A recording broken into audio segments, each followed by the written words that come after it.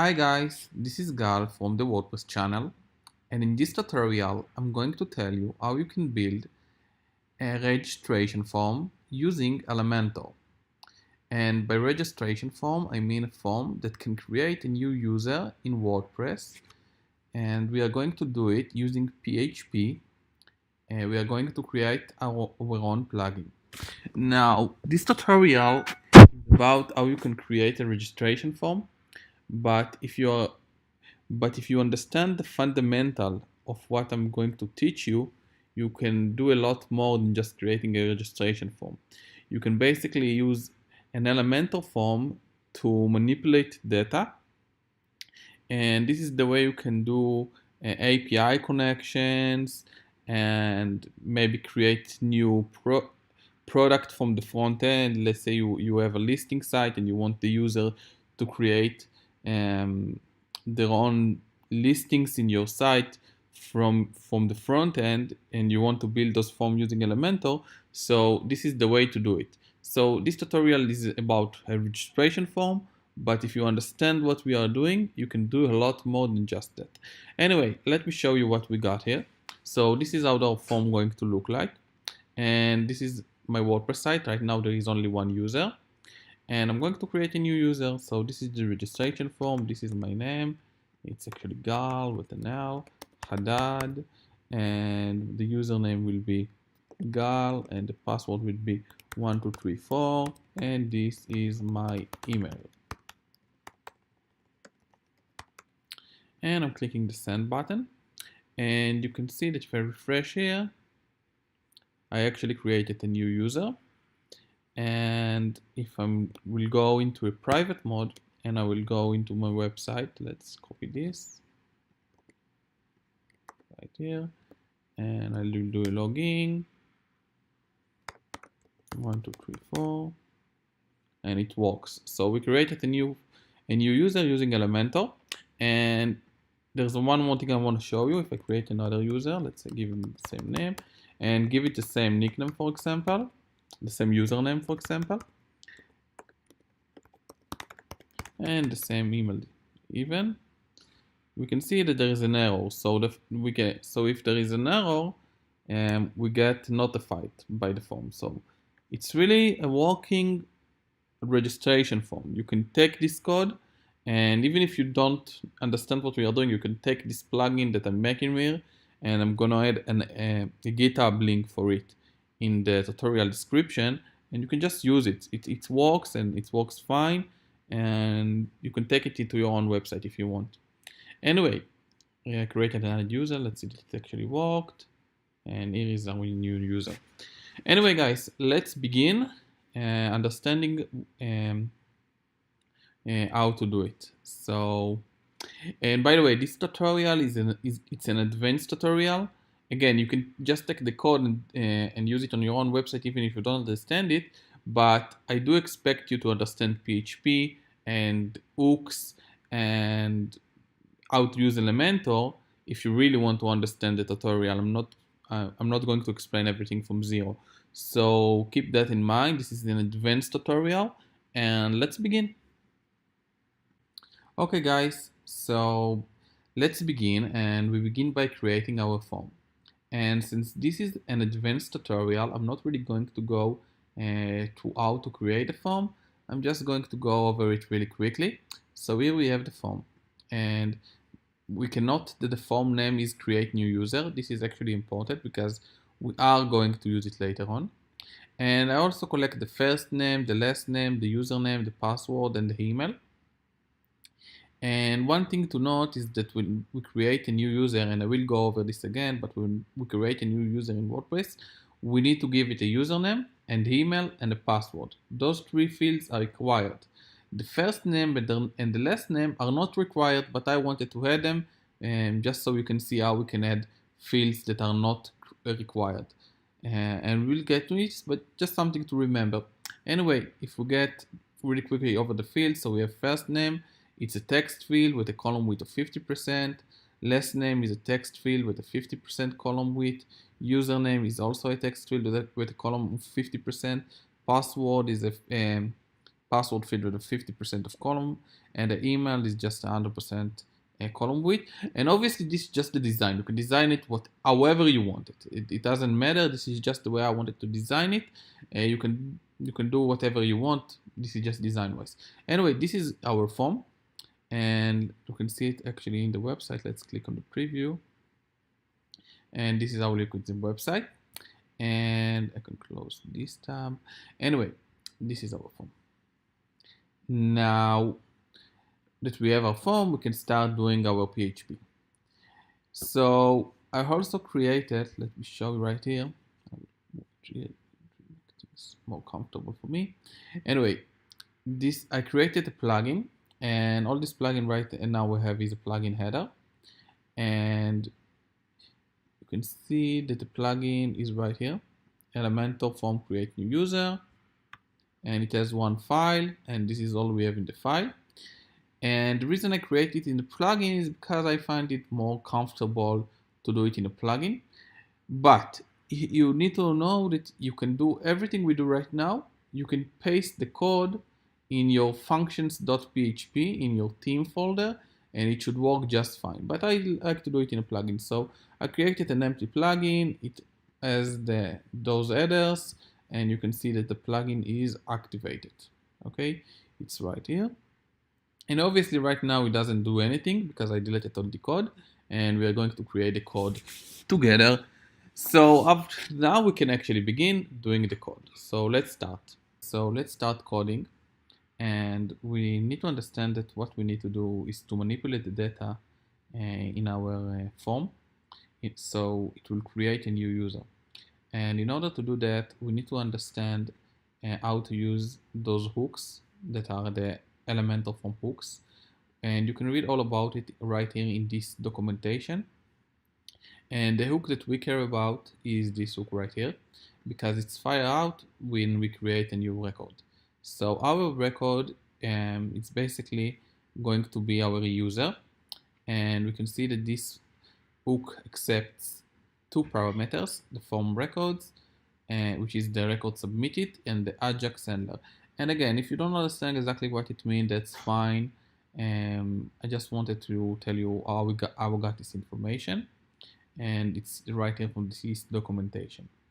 So the first thing we need to do is to add a hook. Now, if you don't know what a hook is or how to add a hook, maybe you should go over another tutorial that I have about WordPress hooks, but our hook is going to look right like this. And I will go over this code. So this code basically say that we want to add a hook to this hook. I'm sorry, we need to add an action to this hook. That's the right way to say it. We are going to add a function that is called the WP channel Elementor form create new user. We are going to create it in a moment. We are giving it the default priority of 10, it doesn't matter. And it accepts two parameters. This is what this line of code means. And now let's create this function.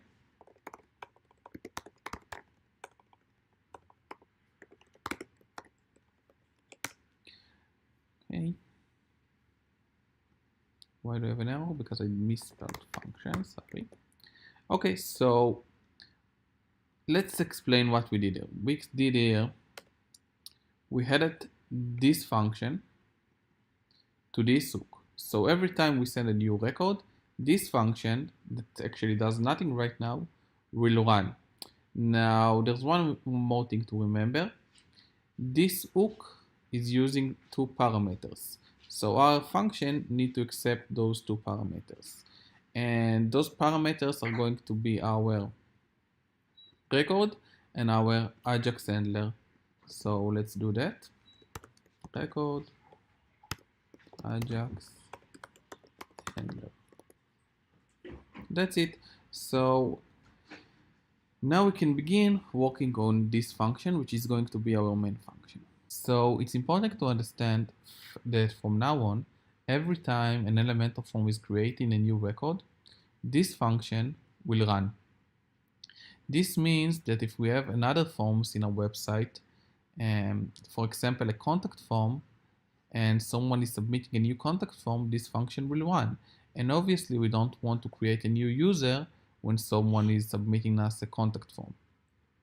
So we need to check that the form that is being submitted is the create new user form. And in order to do this, we are going to use this code right here. And let me explain exactly what it does. So first of all, we are getting the form name into this variable using this piece of code. It's pretty straightforward. And then we are checking that the form name is the create new user. Now, if you remember, when we edited our form, we made sure that the form name will be the create new user. So this is what we are testing. We are testing that the form that it's been submitted, that the new record is created from, is the form created new user. If it isn't, it's going to return. If you don't know what return does, return basically means stop everything you are doing, we are done. And that's it. So the first thing we did is to check that the form that is created the record is the create new user. Now we can start creating our new user using the WordPress code WP create user. So let's take a look on the WP create user function in the WordPress codex, and we can see that it is a simple function that create a new user. It accepts three parameters: the username, the password, and the email, and it returns either the ID of the user if it's created it successfully, or in case of an error, it retains an error object. And we will go on what an error object means in a few minutes, but for now, it will return us the user ID. So let's take a look at our code. So we have the WP create user, and let's create a variable that will save whatever the function returns. Let's just call it a user. And WP create user, again, it accepts the username. Let me see, I'm not really, what's the other? The password.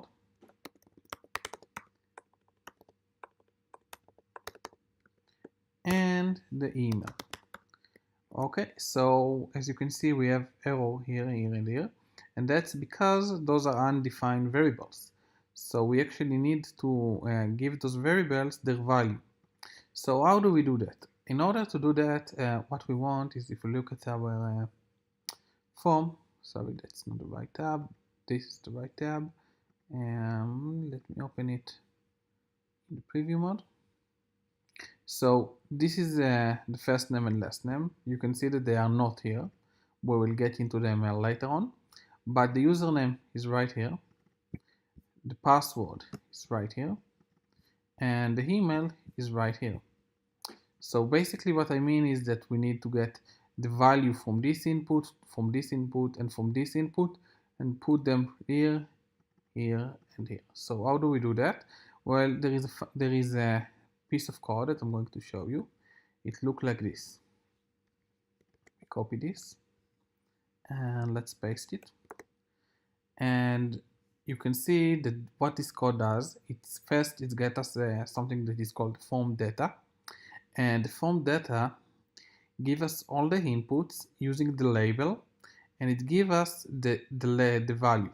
So what I mean is, if we want the username, we will do form data, and we open those brackets, and we will put the name of the label, which is username.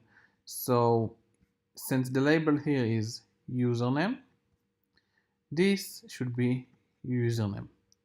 And since the label here is password, the label for our password should be password. So let's do it. Password form data,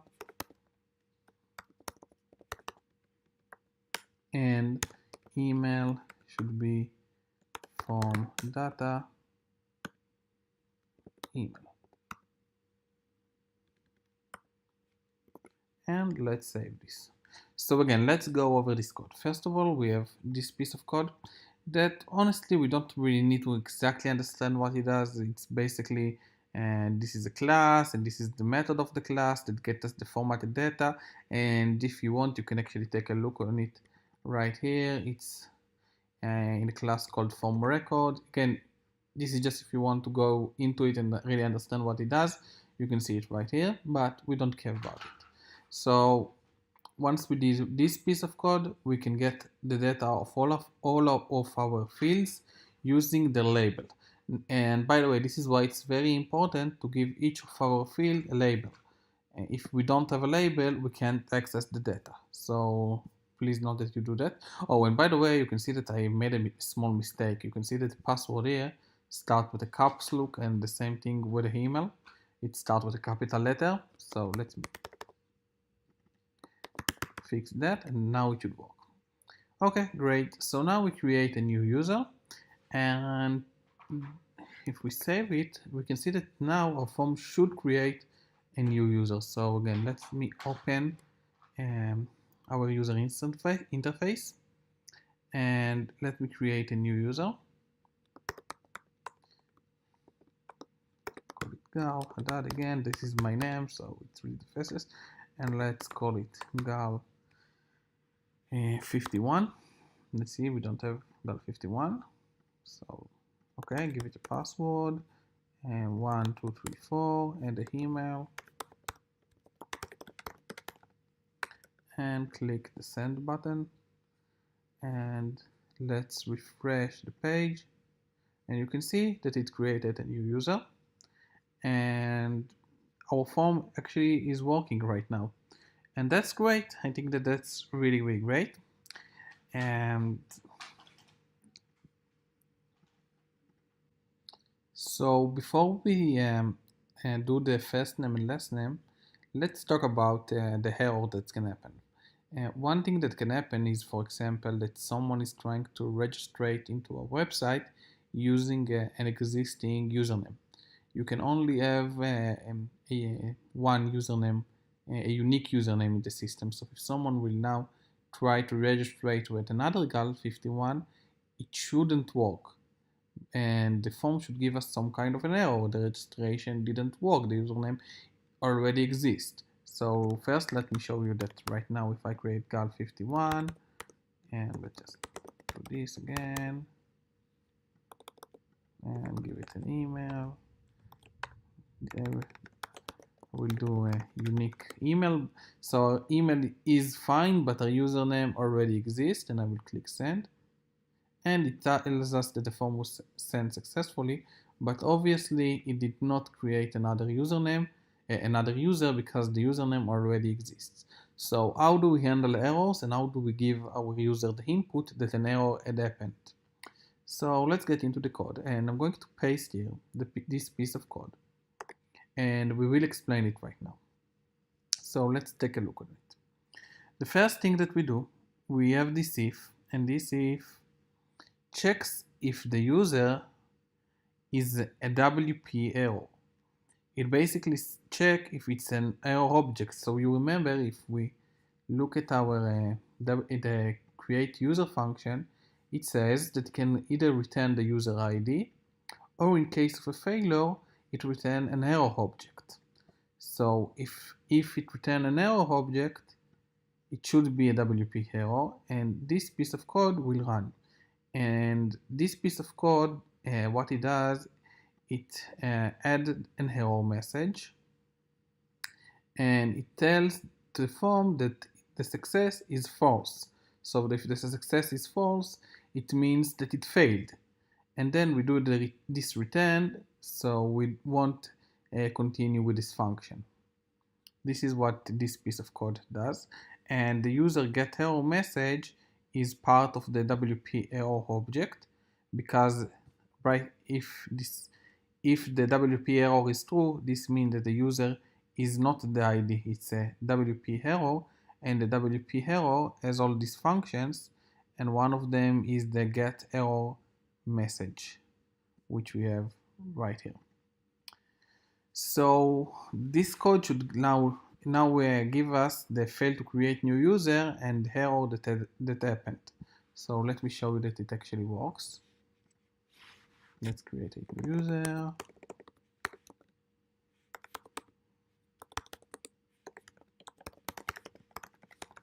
I will just do this unique email, and you can see, sorry, the username already exists.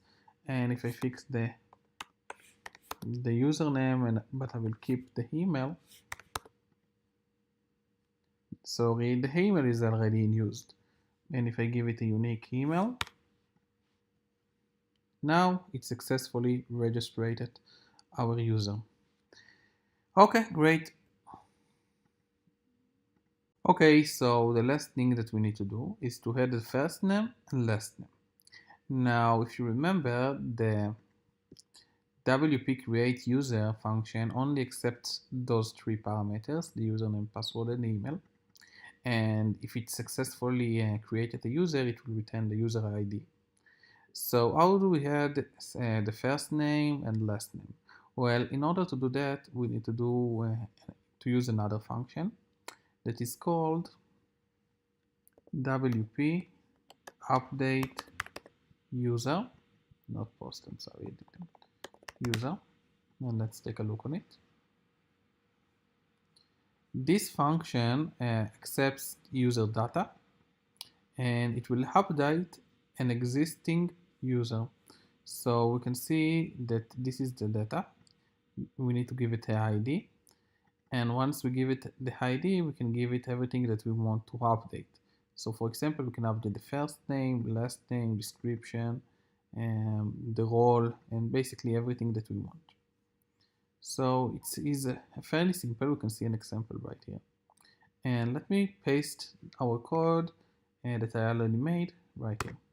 So first thing we do is we get the first name and the last name, just like we did before. We use the form data and we give it the label first name and the label last name. And in the array, we give it the ID user.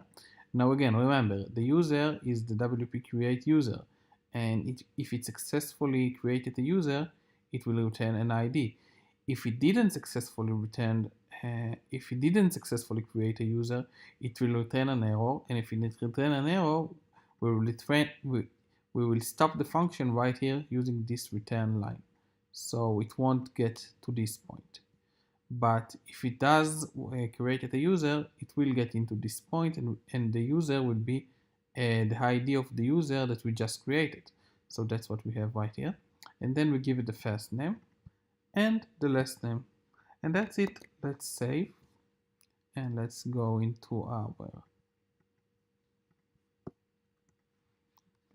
form. And let's create a new one. This time we'll go with another name, Avi Haddad. And let me create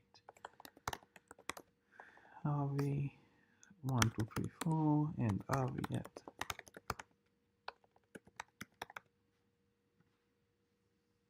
And we created a user. And you can see that this user have a name. And we can edit it. And it's the first name and last name of the user. Okay, so that's it, guys. I hope you enjoyed this guide. Few things to note: we obviously have all the power of Elementor here. So if we want that, we could have edit this and change the message from the form was successfully created to a new user was created. Obviously, we can do that. And we can also maybe add a redirect. Maybe we want to redirect the user into the login page. We can do that as well. We can do a lot of things. Anyway, I hope you enjoyed this tutorial. And what I wanted to show you in this tutorial is that you can take the Elementor form and use it in your own functions, and you can do a lot more than this. You can create a registration for new users, but you can also, for example, create a listing website using this Elementor form. You can take those parameters and use a CURL in order to connect to a REST API. You can do a lot of things using this method.